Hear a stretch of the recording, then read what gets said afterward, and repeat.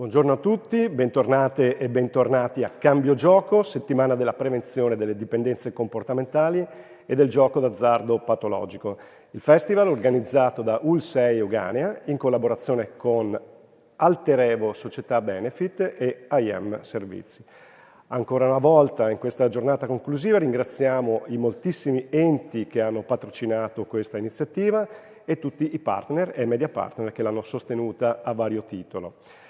Siamo a Padova, siamo tornati nella meravigliosa Sala della Carità, ieri sera eravamo nella Sala dei Giganti con il professor Galimberti, stiamo sempre trasmettendo in diretta sulla pagina Facebook di Cambio Gioco e sul canale YouTube dell'UL6.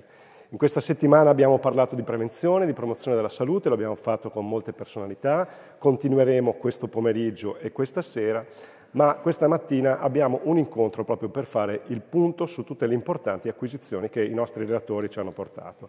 Ricordo a tutti che c'è un sito dedicato per questo festival che è www.cambiogiocoul6.it, da cui potete scaricare tutti i materiali promozionali, l'intero programma e soprattutto potete trovare traccia delle registrazioni video di tutti gli incontri che rimangono a vostra disposizione. Salutiamo il pubblico che molto numeroso ci sta seguendo da tutta Italia grazie ai canali social, nelle dirette, che commenta le nostre dirette, rivolge le domande ai nostri relatori, quindi ringraziamo le molte persone che partecipano attivamente a questa iniziativa. Iniziamo questa ultima giornata con i saluti istituzionali e quindi invito a raggiungerci qui e a prendere la parola per primo il dottor Paolo Fortuna, che è il direttore generale dell'UL6 Euganea. Benvenuto dottore, grazie per essere con noi. Buongiorno a tutti, ai presenti e a tutte le persone che appunto ci stanno seguendo in streaming o comunque appunto in diretta per quanto riguarda i canali che appunto sono stati citati. Faccio un saluto a tutti i partecipanti, agli organizzatori che ringrazio, un saluto appunto anche alle figure istituzionali, al signor prefetto che è qui presente, ai comandanti presenti in sala e la cosa che appunto su cui mi voglio soffermare è che il lavoro di tutta questa settimana, che ha visto tra l'altro una fortissima partecipazione sia di pubblico presente sia appunto di pubblico collegato, con anche delle figure assolutamente di primo livello per quanto riguarda appunto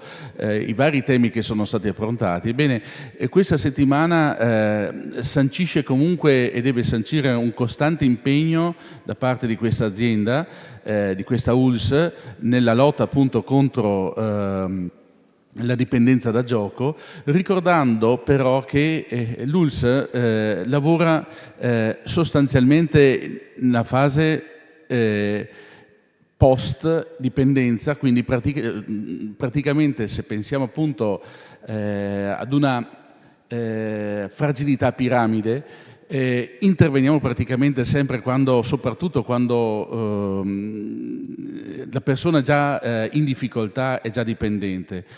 L'azione di questa settimana è un'azione che in realtà si prefigge di intervenire nella base di questa piramide, cioè nei confronti di tutte quelle persone che sono in procinto di essere appunto o rischiano di diventare davvero dipendenti. Saper cogliere i momenti più piccoli di fragilità è un impegno che deve riguardare non l'azienda ma tutta la società, e il messaggio appunto che voglio dare è che proprio perché appunto è una malattia sociale, che tutti noi rimaniamo impegnati, rimaniamo molto vigili nei confronti appunto di quelle persone che ci circondano, per saper cogliere proprio questi primi momenti di fragilità, che sono momenti dove possiamo davvero intervenire anche per bloccare un rischio, ridurre sicuramente in maniera importante un rischio verso una dipendenza appunto maggiore.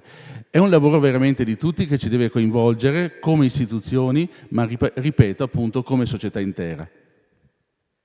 Grazie dottor Fortuna. E passiamo ora la parola al dottor Francesco Messina, che invitiamo a raggiungerci. Grazie. Passiamo la parola al dottor Francesco Messina, prefetto di Padova. Benvenuto, grazie per essere qui con noi. Allora, grazie a voi, grazie a ULSS 6 per questa opportunità. Ho voluto venire a dare un saluto, a porgere un saluto, perché questo è un tema molto importante che riguarda tutti, che riguarda le istituzioni, anche gli attori pubblici della sicurezza. Io appartengo senz'altro a questo ambito, perché il tema del gioco d'azzardo e soprattutto delle dipendenze da gioco d'azzardo è un tema che ci coinvolge, che ci come dire, preoccupa. C'è un aumento soprattutto tra i giovani di questa problematica e c'è una necessità di affrontare il problema sotto il profilo preventivo primario e secondario. Nella prevenzione secondaria scattano anche meccanismi investigativi, repressivi delle forze dell'ordine contro le organizzazioni che sfruttano questa condizione di inferiorità, questa condizione di sofferenza, questa condizione in cui si trovano i giocatori d'azzardo o comunque le persone che sono soggette a questa terribile sindrome, insomma, psicologica, questa dipendenza psicologica. C'è una prevenzione primaria che è quella che diceva poco fa il direttore e sulla quale secondo me si deve battere anche in questi territori. C'è l'esigenza di lavorare insieme. In Italia non è sempre semplice lavorare in orizzontale, il tema della sinergia non è così scontato, ma insomma dal parterre che vedo c'è una manifestazione concreta e plastica di questa diciamo esigenza e condizione. Gli attori devono muoversi su uno stesso piano e questo è, come dire, una cosa che soprattutto per le tematiche che si riferiscono ai giovani io credo sia fondamentale, cioè non basta soltanto che se ne occupino le agenzie primarie, ci vuole specializzazione, ci vuole capacità di entrare nel problema e insomma USL 6 lo ha fatto, lo sta facendo, ci sono dei team che operano su questo settore. Bisogna conoscere i meccanismi intrinseci a questo tipo di situazione e bisogna saper cogliere i segnali. Questo, guardate, è un tema molto comune quando si parla di prevenzione per qualunque tipo di situazione che debba essere in qualche modo sulla quale si debba intervenire, come io non esito a dire, prima di subito. Anche in questo caso condivido pienamente quello che ha detto il direttore, bisogna incidere il più possibile nel momento in cui i segnali si cominciano a manifestare per, come dire, ipotizzare di intervenire e impedire che si entri in questo ciclo che poi porta inevitabilmente alla dipendenza e che rende complicato, come dire, la trattazione, diciamo, di tutte le conseguenze anche negative. Insomma, io ricordo questo libro che mi colpì quando ero ragazzo, ho letto questo libro di Dostoevskij che si chiama Il giocatore, qualcuno di voi l'avrà letto, lì è plasticamente rappresentata la dinamica sottostante, come dire, a una sindrome di questo tipo. Quindi buona prosecuzione, buon lavoro, complimenti per l'iniziativa al direttore, perché credo che sia, come dire, la strada giusta. Insomma, in Italia bisogna imparare e a continuare a lavorare in sinergia, insieme, perché insieme si raggiungono, come dico io, in orizzontale, si raggiungono molto più facilmente obiettivi complicati e difficili da raggiungere come questo. Grazie e buona prosecuzione. Grazie. Grazie a Francesco Messina, prefetto di Padova. E abbiamo ora per il prossimo saluto istituzionale il dottor Domenico Crisarà, presidente dell'Ordine dei Medici di Padova, che ringraziamo per essere con noi. Benvenuto, dottore. Grazie a voi dell'invito. Oggi è importante per l'Ordine venire qui a dare il suo sostegno e l'adesione a questa iniziativa. È stato già detto molto sia dal direttore che dal prefetto, dal signor prefetto. Io vorrei sottolineare una cosa, che nel discorso di prevenzione sta diventando anche sempre più difficile identificare il luogo dove si comincia, perché mentre ai miei tempi bisognava recarsi nelle sale giochi, nei bar, adesso c'è uno sviluppo soprattutto delle popolazioni più giovani dei giochi online, dei giochi che si fanno nel chiuso di una camera, di una casa, e che quindi difficilmente si riesce a cogliere anche come comportamento esterno. Ecco quindi l'importanza di chi opera in modo nella sanità, nel sociale, nel territorio, di riuscire a cogliere quei segnali che si diceva prima, anche tenendo conto di questo e tenendo conto del rapporto che molto spesso si crea con medici, psicologi, per cercare di prevenire una dipendenza che è anche più importante paradossalmente, è anche più devastante della dipendenza da sostanze stupefacenti, perché alla fine coinvolge in modo completo la famiglia, coinvolge in modo completo le capacità economiche, implementa il mercato dell'usura, cioè ha che è inutile che dica io. Quindi la presenza qui dell'Ordine dei Medici va a sottolineare non solo l'interdisciplinarità tra medici, quindi dai pediatri di libera scelta agli specialisti, ma anche con le altre figure sanitarie, come gli psicologi, le figure sociali, gli assistenti sociali, che devono assolutamente riuscire a cogliere dei segnali precursori e premonitori di una situazione che si sta immergendo, che sta scomparendo dai radar sociali, perché ripeto, mentre prima la ludopatia si espletava dentro le sale giochi, adesso nel chiuso di un computer e nel chiuso di 4 mura. Quindi ottima questa iniziativa, mi congratulo col direttore e con tutta l'organizzazione, la direzione strategica della ASL. Ce n'è bisogno e bisogna essere molto, molto attenti e molto presenti su questa tematica. Grazie e buon lavoro. Grazie dottore.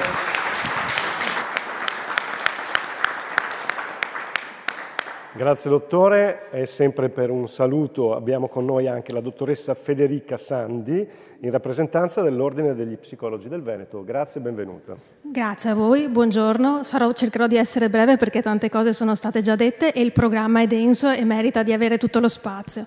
Io porto i saluti di tutto il Consiglio dell'Ordine delle Psicologhe e degli Psicologi del Veneto. Per noi è stato importantissimo patrocinare questa settimana di prevenzione e di sensibilizzazione, perché noi come psicologi lavoriamo sulla prevenzione e pensiamo che questo sia un tema su cui assolutamente dobbiamo lavorare.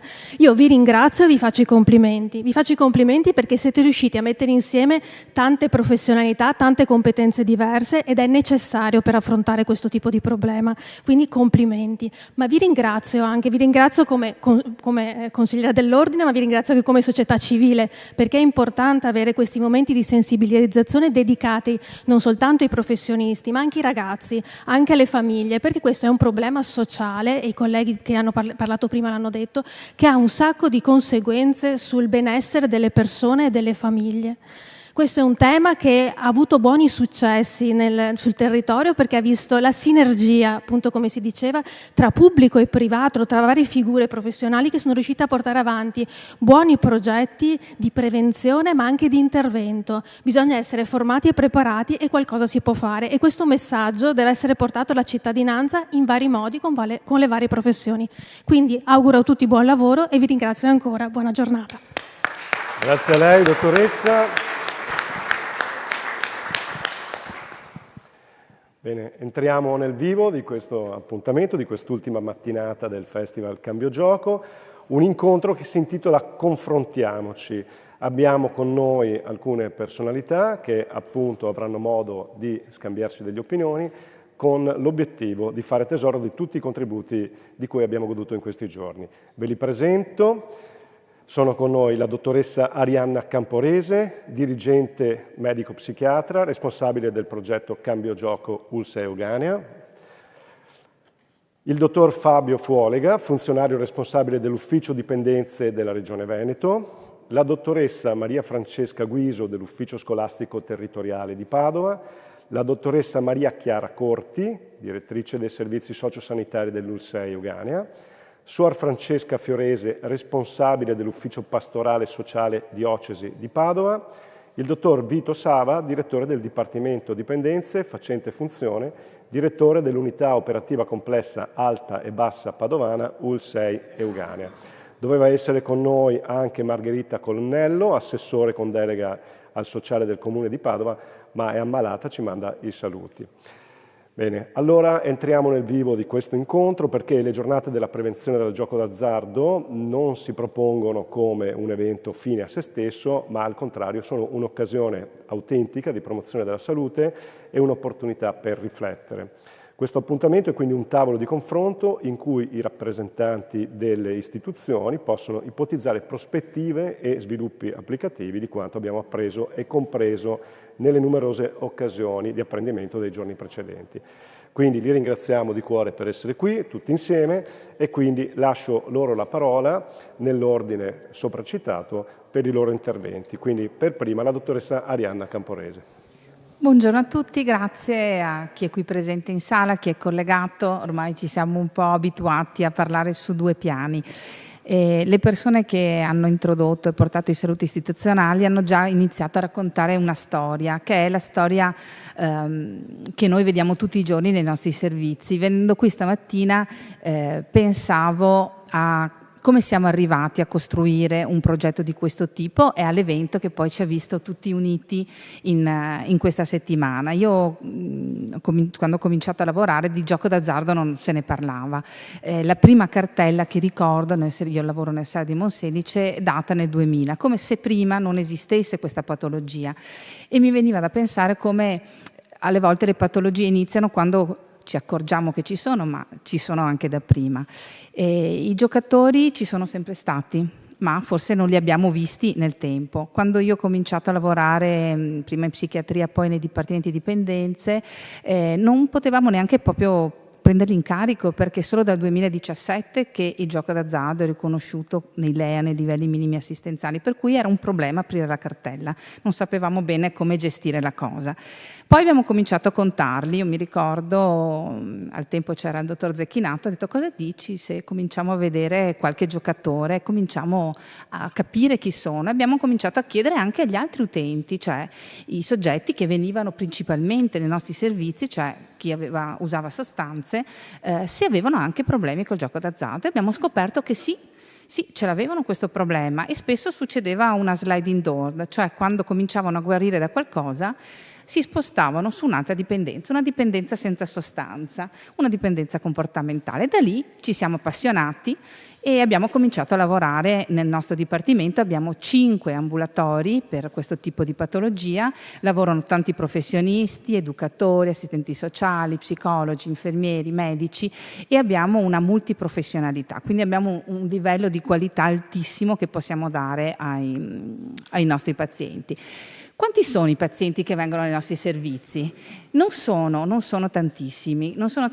Noi, la verità è che abbiamo circa 250-300 pazienti attualmente in carico, che rappresentano circa il 3% stimato di quello che noi sappiamo può essere a livello territoriale. Quindi ci dobbiamo porre delle domande, e qui mi aggancio un po' al lavoro che abbiamo fatto anche all'interno di questo contesto. Noi abbiamo un progetto che si chiama Cambio Gioco, che è quello che vedete un po' che ci ha sostenuto durante questa settimana, un progetto finanziato dal Ministero della Salute, approvato dalla Regione Veneto, e che portiamo avanti da ormai, possiamo dire, 5 anni sicuri, e poi anche il 6º comincerà a breve.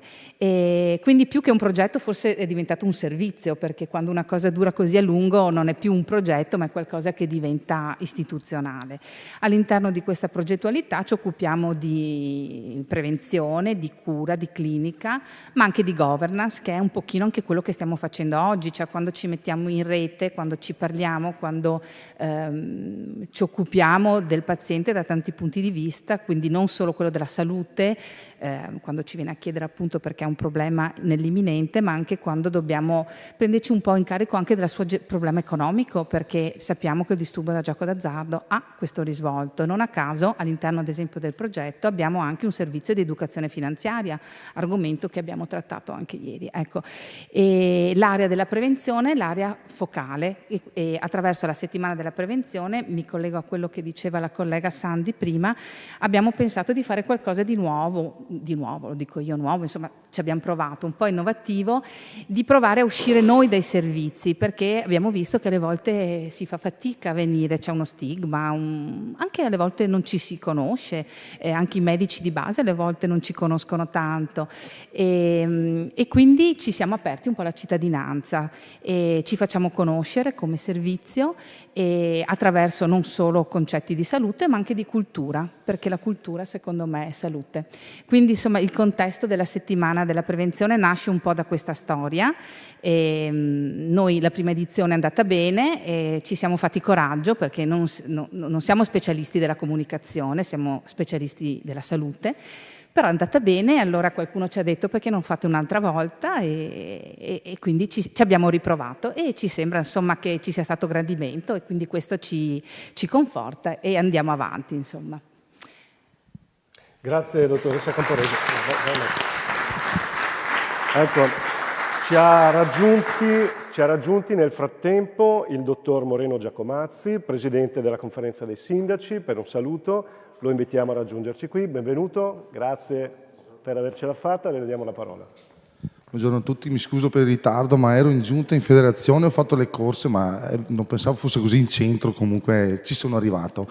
Ecco, vi scuso appunto del ritardo e ringrazio per l'invito come presidente della conferenza, diciamo pro tempore per il 2024, che rappresenta appunto tutti i sindaci dell'USL 6, che ricordiamo che è l'USL più grande del Veneto, e quindi mi sento onorato.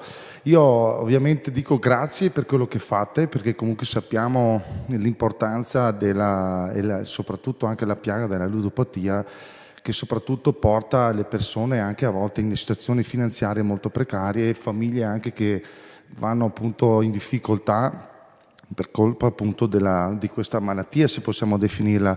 E quindi diciamo una cosa che grazie al vostro intervento io ho seguito un po' appunto quello che state facendo e quello che viene fatto, e grazie veramente per quello che fate, perché dobbiamo puntare sulla prevenzione prima di tutto, perché poi ci troviamo a risolvere soprattutto noi comuni delle situazioni difficili dove dobbiamo intervenire anche noi, perché quando poi una famiglia o va nell'astrico a livello finanziario, ma anche poi diventa anche una questione personale e sociale, appunto per problemi magari anche familiari, ma addirittura della persona stessa. Quindi sicuramente è una diciamo piaga che va combattuta in tutti i modi e con tutte le armi possibili, ma soprattutto puntando sulla prevenzione. Ho sentito mentre parlava lei, parlavamo di educazione finanziaria, quindi io sono molto attento a questo argomento lavorando in banca, quindi so cosa vuol dire. Mi sono trovato io stesso a seguire anche delle situazioni finanziarie difficoltà, poi ricorrono magari fanno l'accesso al credito e quando inizi poi non hai più finito, perché arrivi al punto di non riuscire più a pagare anche le rate, quindi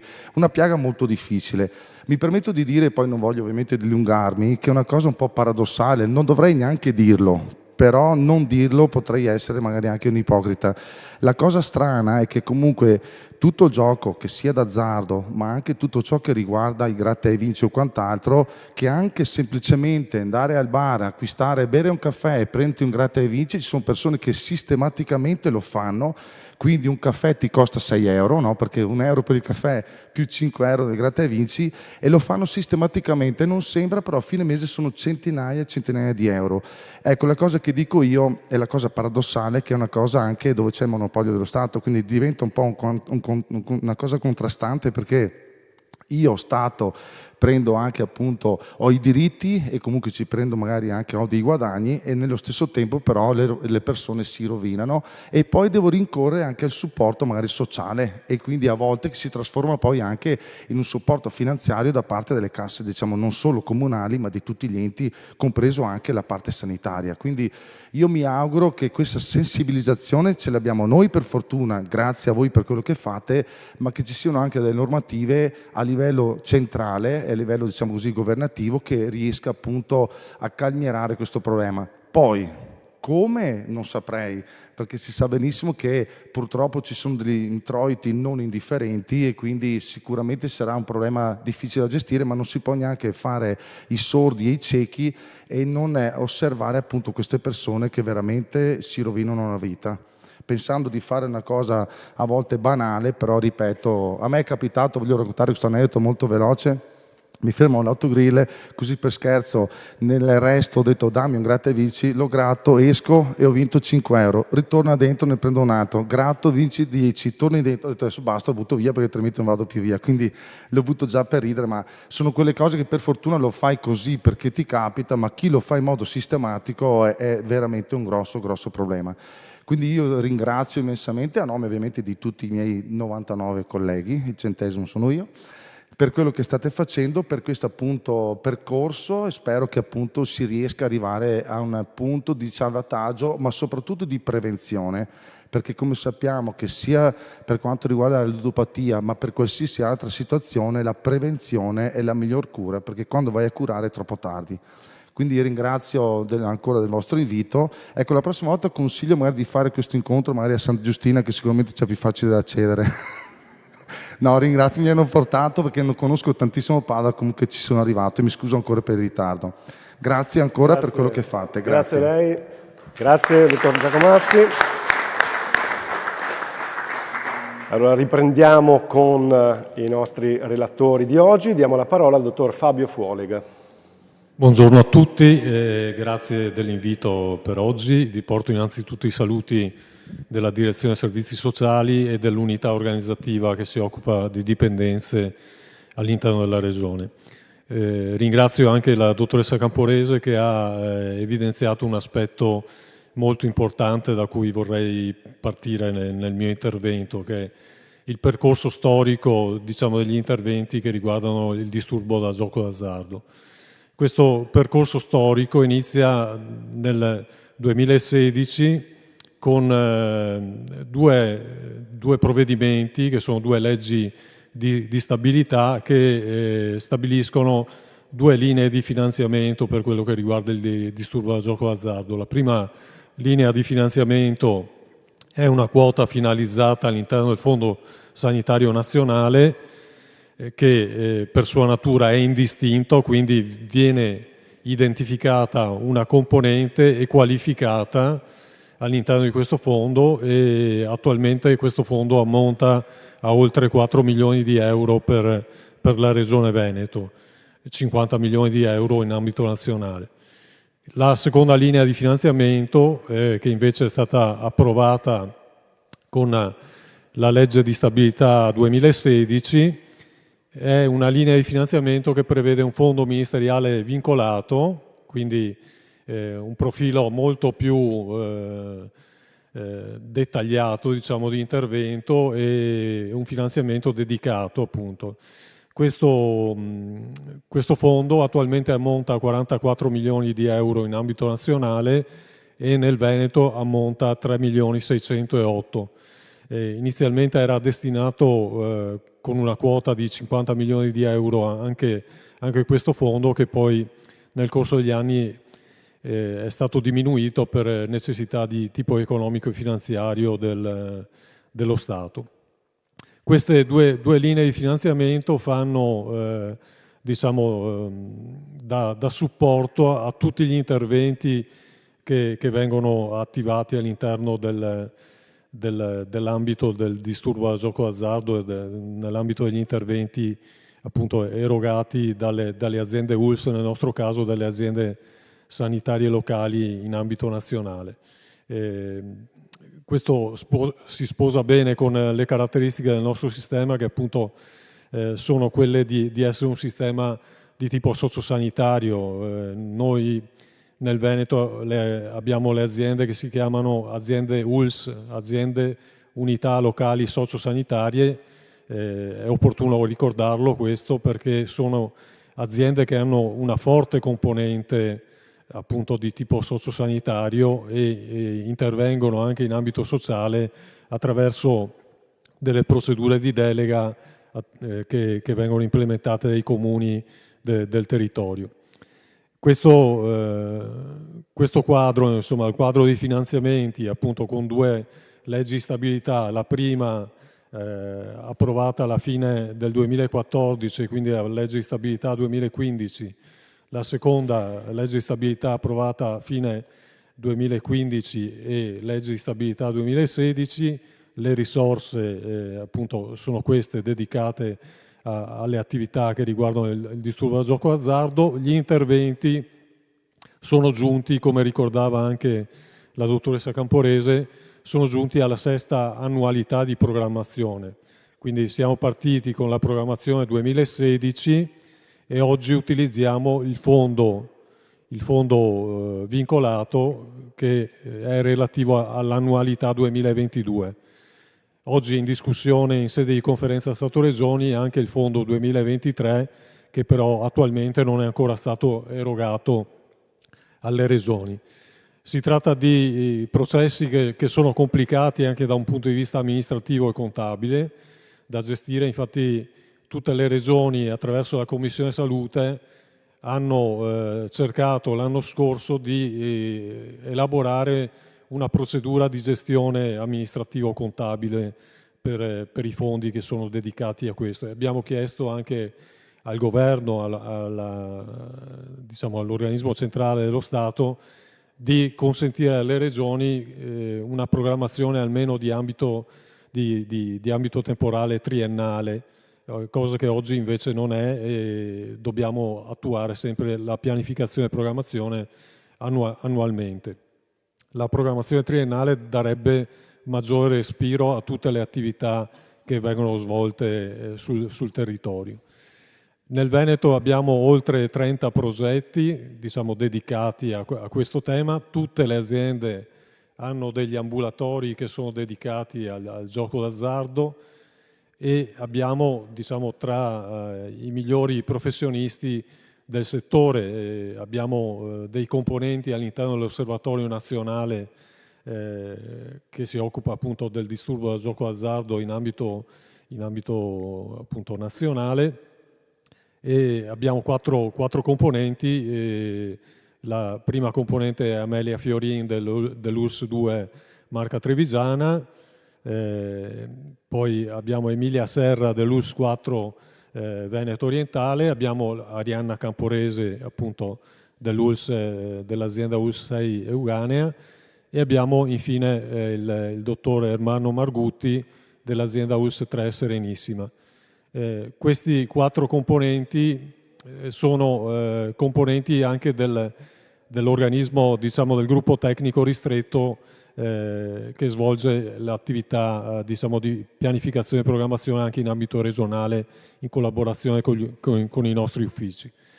Oltre a questo abbiamo un tavolo tecnico permanente sul disturbo da gioco azzardo, e questo tavolo permanente è stabilito anche dalla norma regionale, che è la legge 38 del 2019. Questa legge è una legge molto importante, del resto come sono importanti tutte le leggi regionali. Per concludere la panoramica su questo settore, in ambito nazionale sono oggi in discussione 2 schemi di decreto legislativo. Il primo schema di decreto legislativo è giunto a un'ipotesi avanzata e riguarda il gioco online.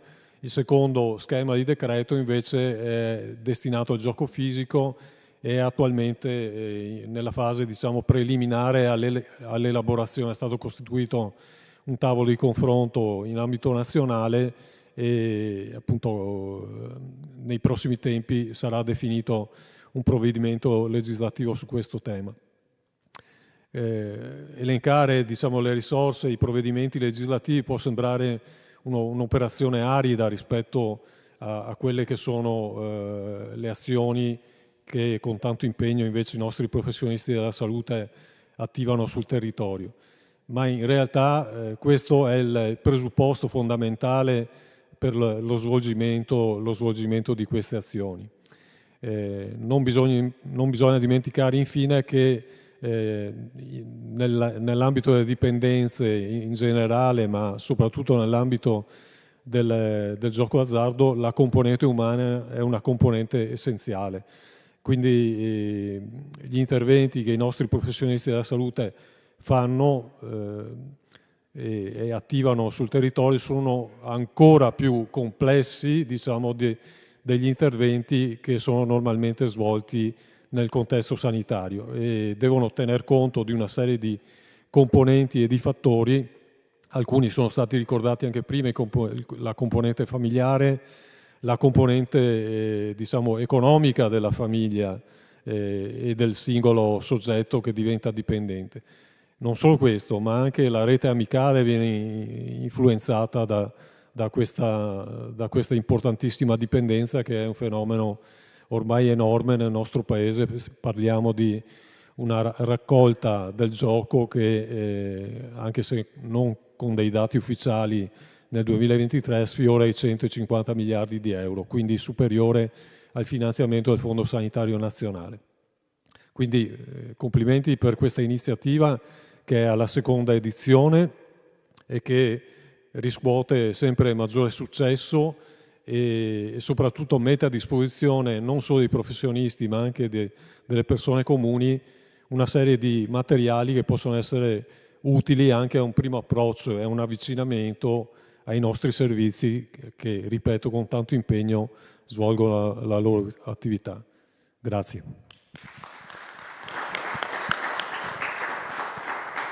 Grazie dottor Folega, è la volta della dottoressa Maria Francesca Guiso.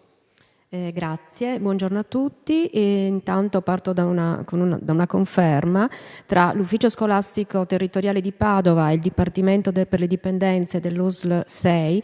C'è sempre stato un accordo di programma in merito alle strategie da mettere in campo per la prevenzione delle dipendenze in generale e delle dipendenze dal gioco d'azzardo in particolare.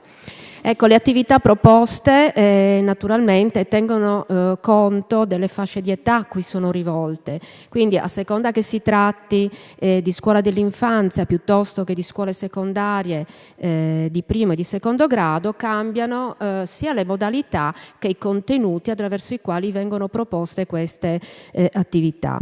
Quindi tutte tengono, per quanto riguarda in particolare ecco, le scuole dell'infanzia fino alle classi della secondaria di primo grado, si è trattato di un'offerta attiva di iniziative di promozione e di educazione alla salute, ai corretti stili di vita, rivolti ai bambini, agli adolescenti, ma anche ai docenti, alle famiglie, privilegiando metodologie di peer education e life skills education, cioè quelle puntando all'acquisizione di quelle competenze e abilità di base che sono necessarie poi per acquisire una coscienza critica, un pensiero critico, e che servono per affrontare i problemi, le situazioni di stress che ormai abbiamo capito che sono alla portata di tutti. Con le scuole secondarie di secondo grado vengono invece affrontate tematiche più specifiche come il gioco d'azzardo, per esempio un'attività Fate il vostro gioco è una di quelle che ha come obiettivi di sensibilizzare sulla tematica, anche qua di contribuire alla formazione di un pensiero critico per prendere poi decisioni, risolvere i problemi in modo consapevole ma anche in modo responsabile da protagonisti. E anche queste attività vogliono rappresentare l'occasione per ragionare su quelli che sono i bisogni che sottendono l'utilizzo di sostanze dannose, sui bisogni che richiedono in qualche modo di essere colmati con qualcosa, per cui ecco, si offre la possibilità anche di ascolto dei ragazzi, di ascolto del gruppo classe, ma anche dei bisogni, ripeto, individuali. Ieri è stato illustrato il progetto progetto LOL, Lab on Life, un laboratorio digitale rivolto agli studenti di classe quarta delle scuole secondarie di secondo grado, ai loro insegnanti, anche questo con l'obiettivo di educarli a utilizzare al meglio i media, a utilizzare gli strumenti digitali che sicuramente rappresentano una grande opportunità per migliorare le nostre condizioni, per migliorare le nostre anche come supporto per la cultura. Probabilmente il laboratorio sarà aperto anche agli studenti dell'ultimo anno della secondaria di primo grado e a quelli della prima classe della secondaria di secondo grado. Ecco, questo ancora diciamo è in fieri e quindi si sta ragionando su questo. Segnalo anche un'altra attività abbastanza carina e che è stata veramente molto apprezzata. Nel 2018-2019 è stato organizzato un laboratorio teatrale all'interno di un liceo padovano con la supervisione di esperti dal Dipartimento delle Dipendenze e la produzione di uno spettacolo Il piatto piange, col testo di Loredana D'Alesio, la regia di Alberto Riello e l'aiutoregia di Massimo Farina. Mi sembrava anche corretto citare chi sono gli autori di questa iniziativa. Lo spettacolo vedeva gli studenti in scena, è stato portato nelle scuole del Veneto, utilizzato anche come momento di formazione per docenti, apertura di convegni sul tema dedicati alla ludopatia. È bello quando i ragazzi sono i protagonisti del proprio percorso, perché tutte queste attività rientrano naturalmente nei percorsi che le scuole strutturano all'interno delle proprie discipline, delle proprie attività. Concludo ribadendo, come è stato ripetuto tante volte, che la prevenzione è un investimento per garantire salute e benessere nel lungo periodo e si fa prevenzione comunque ogni giorno, in particolare nelle scuole, e che la collaborazione a tutti i livelli è necessaria per lavorare con successo. Grazie. Grazie dottoressa Guiso. Passiamo la parola alla dottoressa Maria Chiara Corti. Buongiorno, grazie. Grazie per l'opportunità di poter esprimere il mio pensiero in questo ruolo di direttore sociosanitario dove nell'azienda UL6 mi occupo non solo di lavorare con il Dipartimento per le Dipendenze, ma seguo anche il Dipartimento della Salute Mentale e seguo tutta la parte dell'infanzia, adolescenza, famiglia. Quindi vedo, intercetto, incrocio un'area molto vasta che in questo momento esprime un grandissimo disagio, non solo nell'età infantile, adolescenziale e del giovane adulto, ma anche nell'età dell'adulto.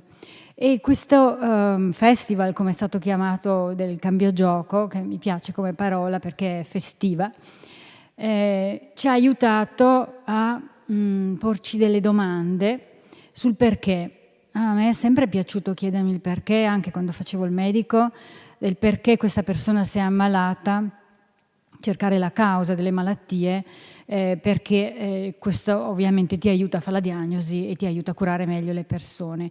E anche nel caso della nostra popolazione, ha detto il sindaco Giacomazzi, noi abbiamo la più grande popolazione di assistiti della regione Veneto, sono 930.000 persone.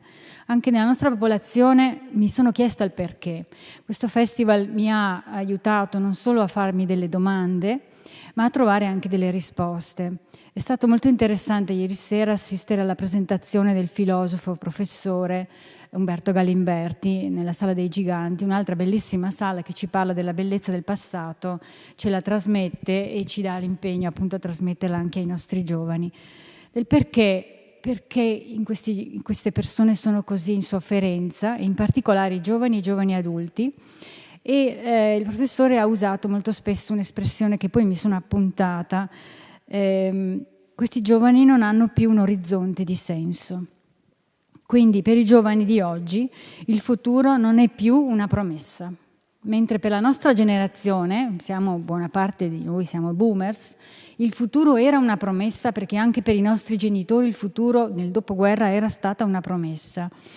E siccome il futuro non è più una promessa, per non vedere il futuro mi anestetizzo con degli strumenti, con delle sostanze, con dei comportamenti che non mi fanno pensare e non mi fanno sentire questo vuoto. E quindi vediamo migliaia e migliaia di persone, giovani, con comportamenti a rischio, con l'anoressia. È stato ricordato che adesso l'anoressia colpisce anche i maschi, quindi vuol dire che sta dilagando, autolesionismo e l'isolamento sociale che abbiamo visto, la situazione dell'ikikomori che abbiamo ereditato dai giapponesi, che vediamo ovviamente nei nostri giovani. In Giappone adesso colpisce degli adulti che addirittura sono da decenni chiusi in casa con i genitori anziani che li nutrono, e quando i genitori si ricoverano, si ammalano, muoiono anche loro. Quindi una sensazione che effettivamente questo orizzonte di senso è stato perso, e nella nostra società, che è una società occidentale, in realtà il senso c'era sempre stato dato dalla visione cristiana della nostra società, in cui il passato in realtà è il peccato originale, il presente è redenzione e il futuro è salvezza. Questo orizzonte di senso non è più sentito in questa dimensione dai nostri giovani, e il perché a volte non è facile dare una risposta. Io, avendo in passato, ho trovato in passato il posto dove andare a vedere il futuro. Ho lavorato alcuni anni negli Stati Uniti e vi devo dire che per tantissime cose andare negli Stati Uniti è come andare a vedere il futuro, quello che succederà fra 5, 6, 7, 10 anni.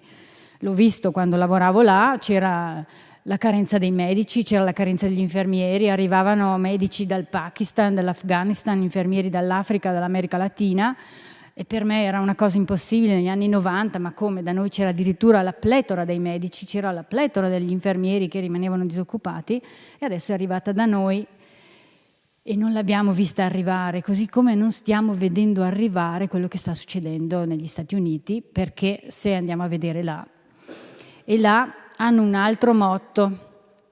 Mi diverto con il dottor Fortuna a parlare in inglese ogni volta. The past is history, the future is mystery, but the present is a gift. Ok? Il presente è un regalo, il passato è storia, il futuro è un mistero. E là giocano anche con la parola present, perché gift vuol dire regalo, ma si dice regalo anche this is a present, questo è un regalo, e quindi giocano con questa parola. Il futuro deve essere vissuto come un regalo, proprio perché present, il presente è un regalo, e quindi dobbiamo cercare di scoprire qual è il nostro futuro vivendo bene il nostro presente e guardando nei posti dove effettivamente forse il futuro sta già avvenendo. E se andiamo a vederlo, quando ero negli Stati Uniti mi sono occupata di epidemiologia, in particolare si comincia dall'epidemiologia delle cause di mortalità. Bene, sono andata a vedere quali sono le cause di mortalità adesso nei giovani dai 15 ai 24 anni negli Stati Uniti. La prima causa è quella che loro chiamano unintentional injury, cioè quella che noi in italiano traduciamo traumatismi e avvelenamenti. Lo stesso è anche da noi. La prima causa dai 15 ai 24 anni è traumatismi e avvelenamenti. Ma se da noi la prima causa adesso è l'incidente stradale e la seconda solo gli avvelenamenti sono morte per abuso di sostanza, negli Stati Uniti è l'opposto, non sono più gli incidenti stradali all'interno di questa causa di morte, sono le morti per avvelenamento, abuso di sostanze. Stanno venendo avanti, sapete, tutta una serie di sostanze che qui abbiamo visto solo in fotografia. E su questo, secondo me, noi ci dobbiamo attrezzare, dobbiamo lavorare insieme per questo aspetto. La seconda causa negli Stati Uniti è il suicidio. Scusatemi, negli Stati Uniti è l'omicidio e da noi è il suicidio.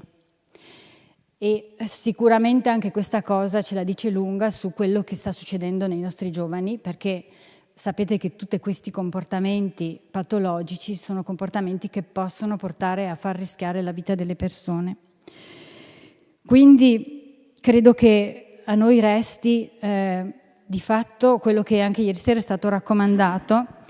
Per i nostri giovani la scuola è importante, l'istruzione, l'educazione riesce a passare messaggi importanti, educativi, fino circa ai 14 anni. Dai 14 anni in poi, quello che conta per i nostri giovani non è quello che a scuola viene passato come istruzione, come nozione, quello che conta è l'esempio.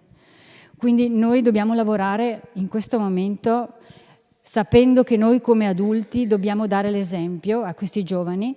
Nel futuro c'è speranza e siamo sicuri che possiamo camminare nel futuro, possiamo dare l'esempio a loro che il futuro che ci aspetta possiamo andarla a vedere e quindi forse possiamo anche modificarlo nel nostro paese. Dobbiamo attrezzarci adesso per questa epidemia che sta arrivando, ma dobbiamo farlo soprattutto dando l'esempio che nel futuro c'è speranza, non c'è disperazione. Grazie.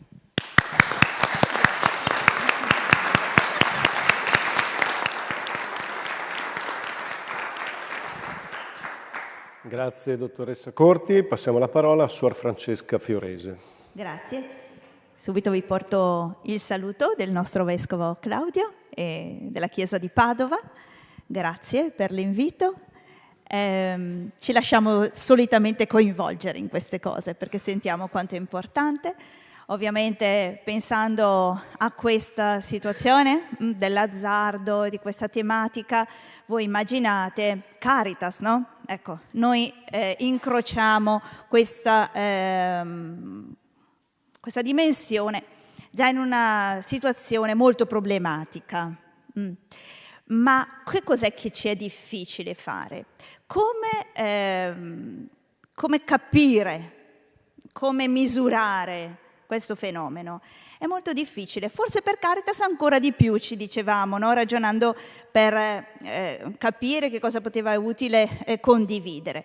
La cosa difficile è che le persone che vengono alla Caritas sono persone indigenti e ricevono un aiuto. Ammettere che la questione è il gioco, come faccio? Ti dico che i soldi li butto via perché c'è questa consapevolezza, quindi c'è una doppia fatica, il riconoscersi in questo problema e l'ammetterlo doppiamente, proprio perché l'aiuto potrebbe non arrivare. In realtà l'aiuto c'è e con gli sportelli di Caritas c'è anche un sostegno al disagio finanziario.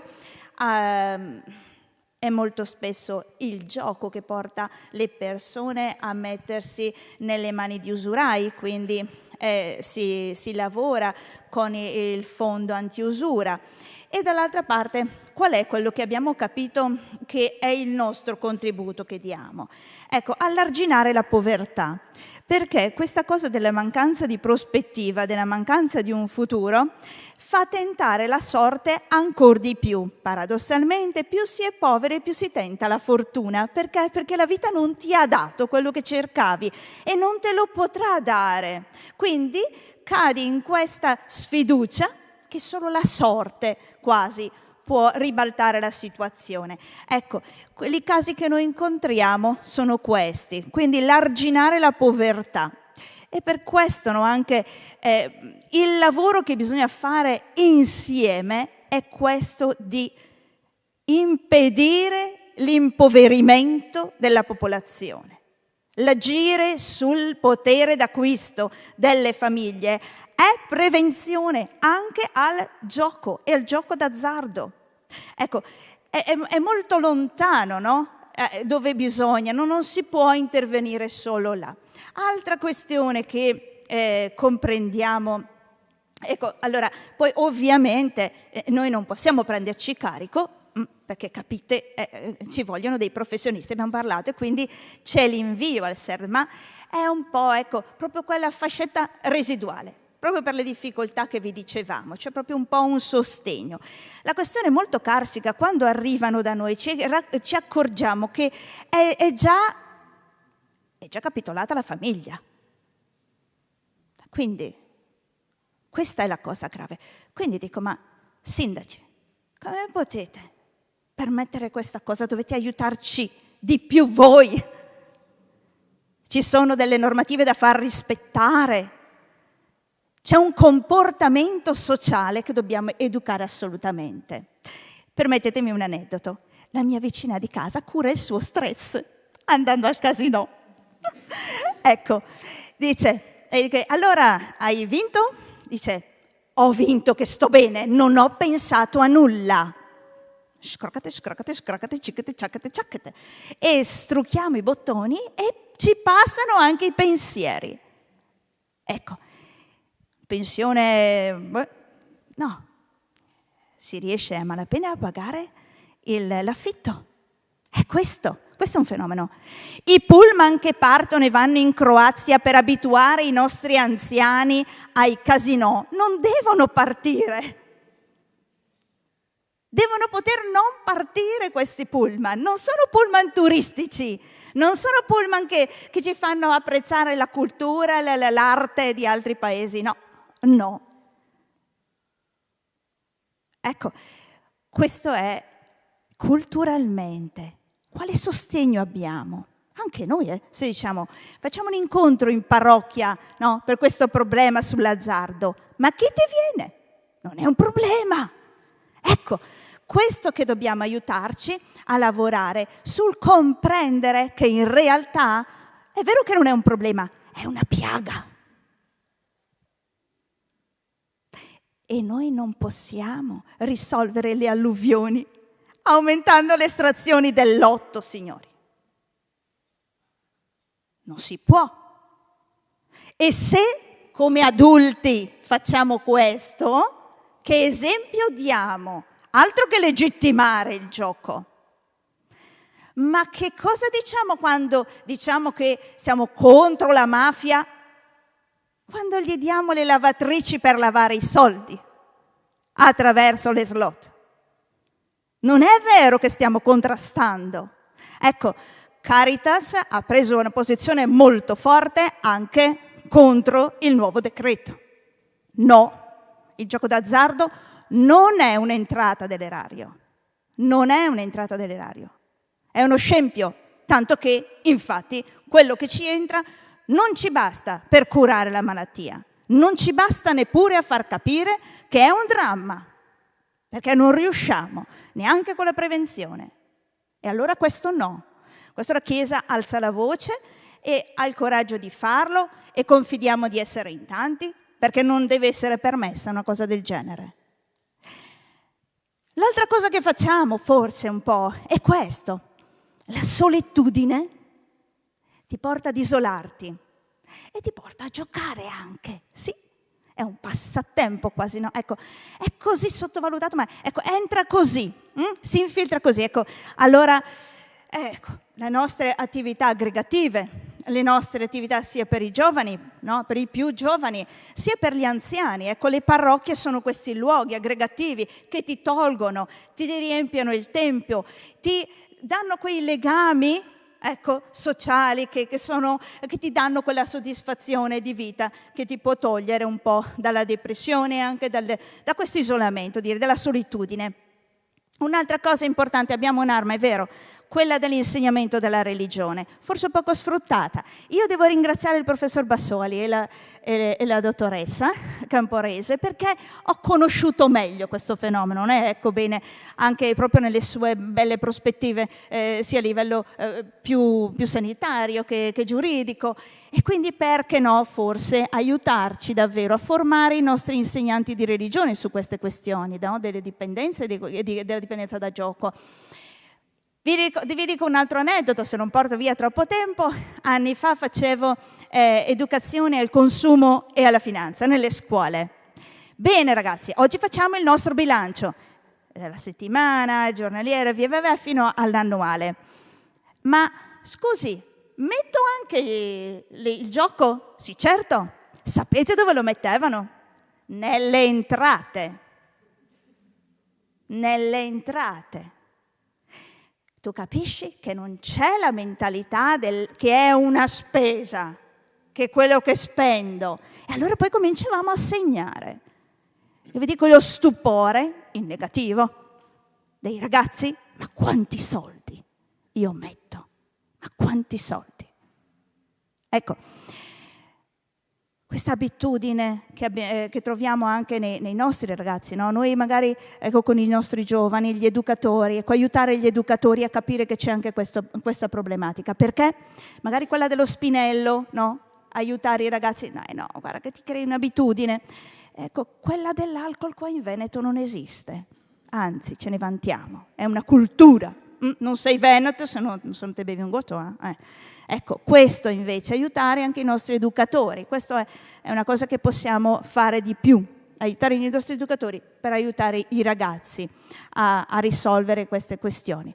Ecco, questo è un po' quello che vi consegno, proprio un tenderci la mano ed aiutarci a lavorare insieme per quello che possiamo fare. Ecco, sempre e sempre di più e sempre meglio, chiedendo anche ai nostri amministratori, anche come regioni, come comuni, di non chiedere di dividersi, ma di chiedere anzi che non ci sia la divisione di quello che viene dal gioco, ma che non ci sia più. Grazie.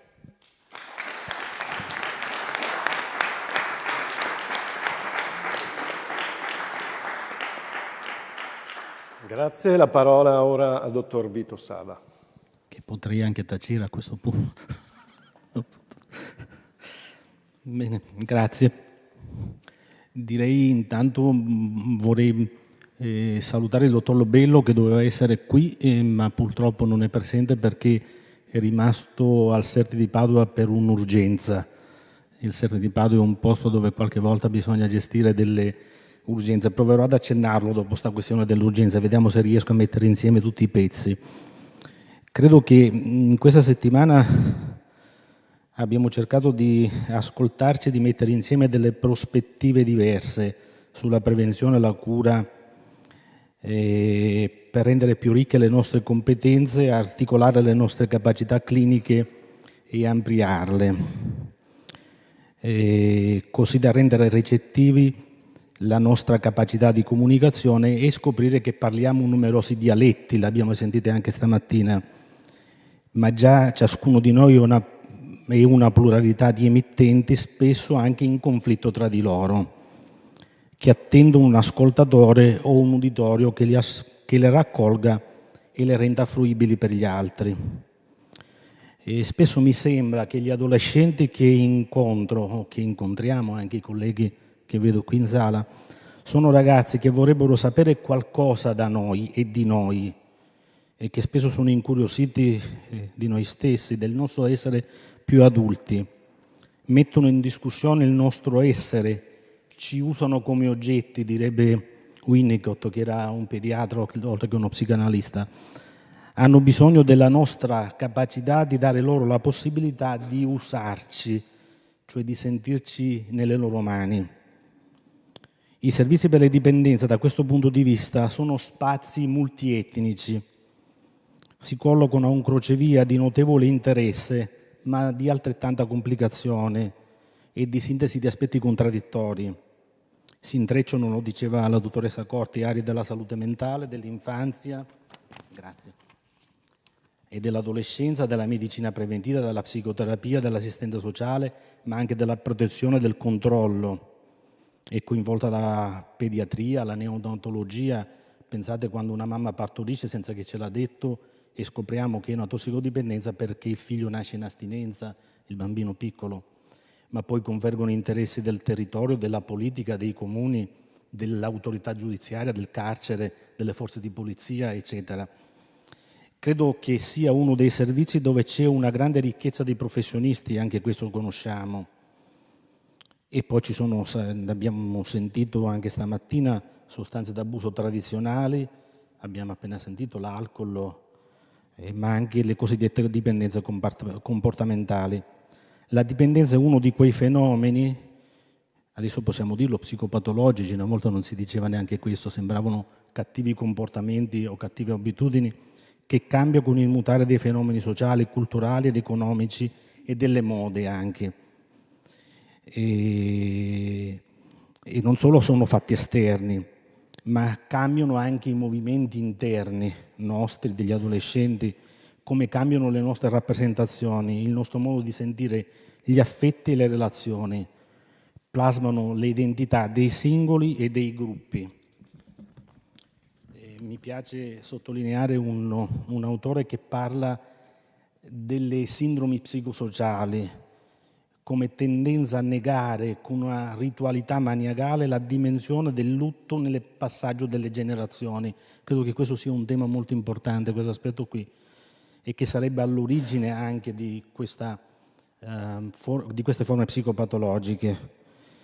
Questi aspetti sono molto cambiati, che hanno, prima di tutto, questo secondo me è un aspetto fondamentale, disorientato gli adulti, cioè noi, anche gli operatori credo, e poi i ragazzi, gli adolescenti.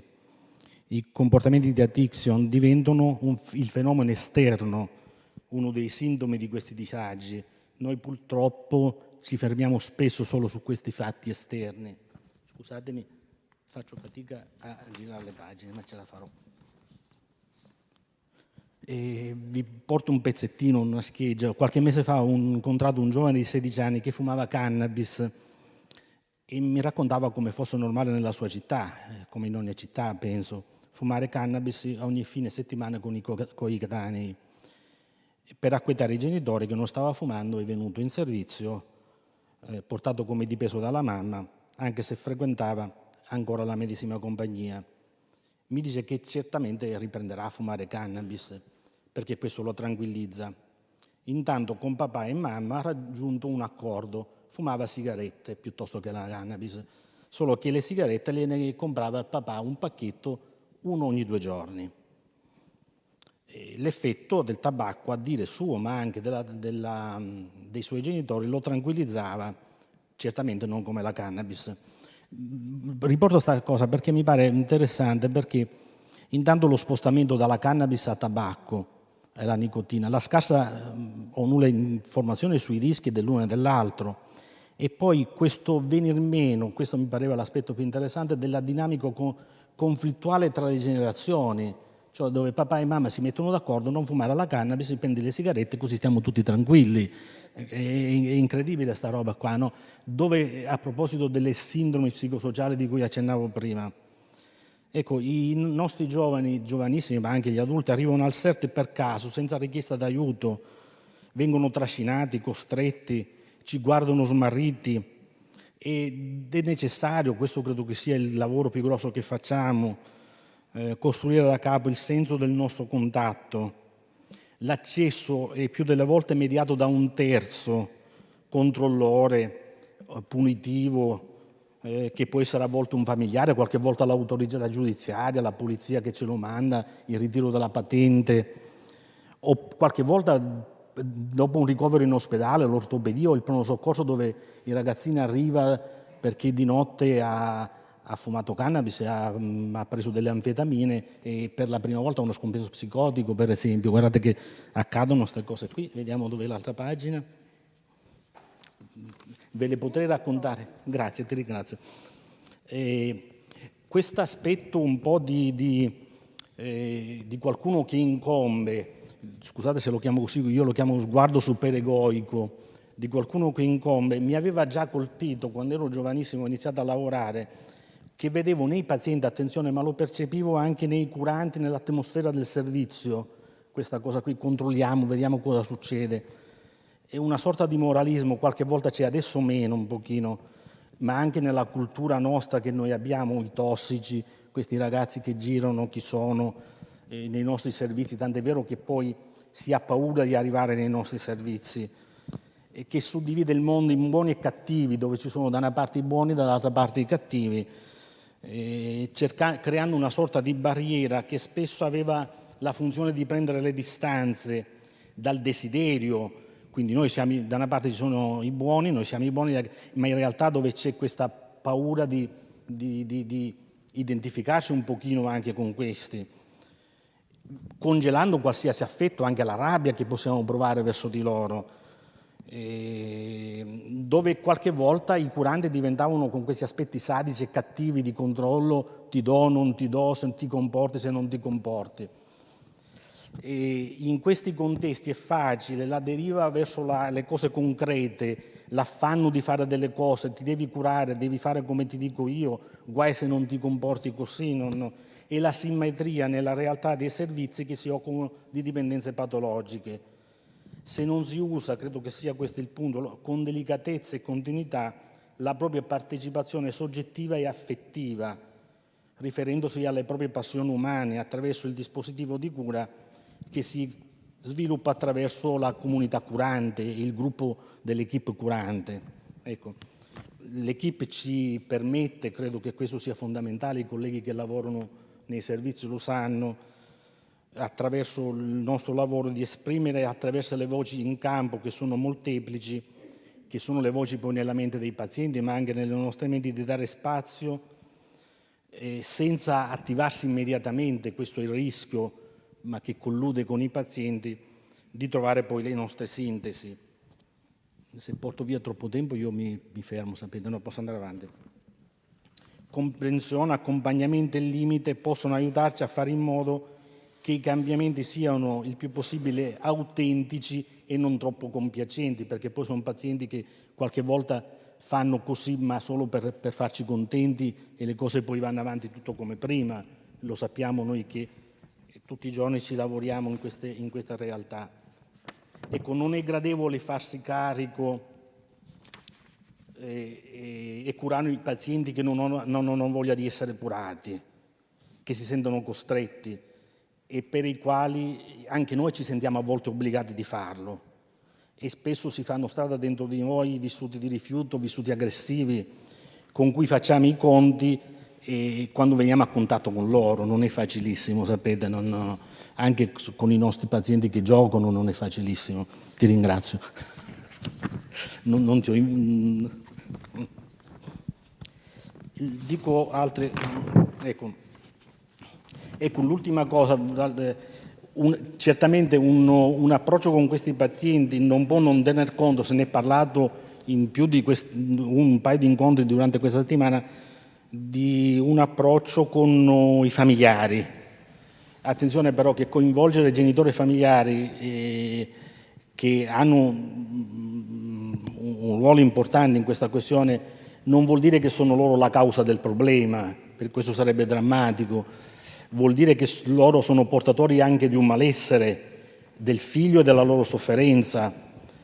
Questo è un processo lungo che spesso dietro a queste vicende c'è la ricerca di un colpevole del quale ci si vuole liberare in maniera scissa, di qualcosa che genera dolore. Ecco, questo è molto pericoloso quando si vuole cercare un colpevole, perché poi il colpevole torna e poi diventa il colpevole, diventiamo noi che non siamo in grado di curarli e si fa presto a far così. Poi diventa la scuola, poi diventano questi e questa è molto rischiosa. La prospettiva è quella di aiutarli a cogliere dove sono le fragilità, così da accogliere le debolezze di ciascuno attraverso l'esperienza con familiari e pazienti, dando a ciascuno la possibilità dell'ascolto reciproco per costruire processi, pensieri nuovi, modi di stare in relazione e più in generale modi di stare nella propria esistenza. E finisco subito. Dobbiamo chiederci in che modo noi possiamo aiutare i ragazzi, i pazienti, in modo da farlo maturare per quanto può, per creare uno spazio nella sua vita, per avere delle aree libere nella relazione con se stesso e con gli altri. Attenzione anche questo, secondo me, ovviamente dal mio punto di vista, un buon atteggiamento empatico è una condizione necessaria ma non sufficiente per lavorare con questi pazienti. L'empatia non è una disposizione d'ufficio, non è che ce la possiamo dare di base. Ecco. L'empatia è un punto di arrivo nella relazione terapeutica, non è un punto di partenza e vi si giunge di volta in volta con molta pazienza, soprattutto con i pazienti difficili, con i pazienti come i nostri che generano rabbia, indisposizione, che sono molto richiestivi. E forse per i pazienti con problematiche di dipendenza occorre anche inventare nuove esperienze che a partire da un'esperienza fatta in comune interpretano la necessità di instaurare o restaurare il desiderio. Questo mi pare fondamentale.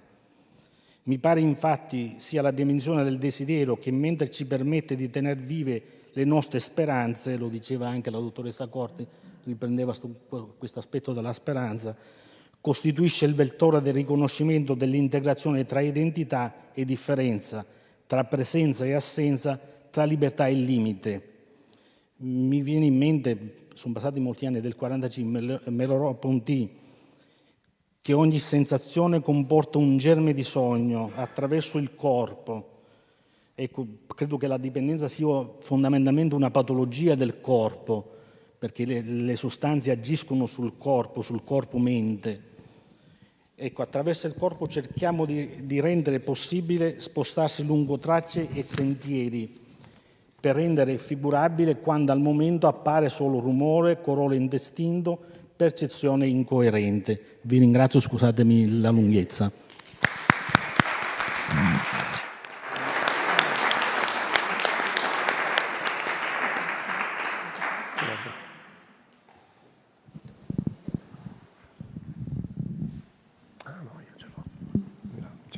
Ce l'ho.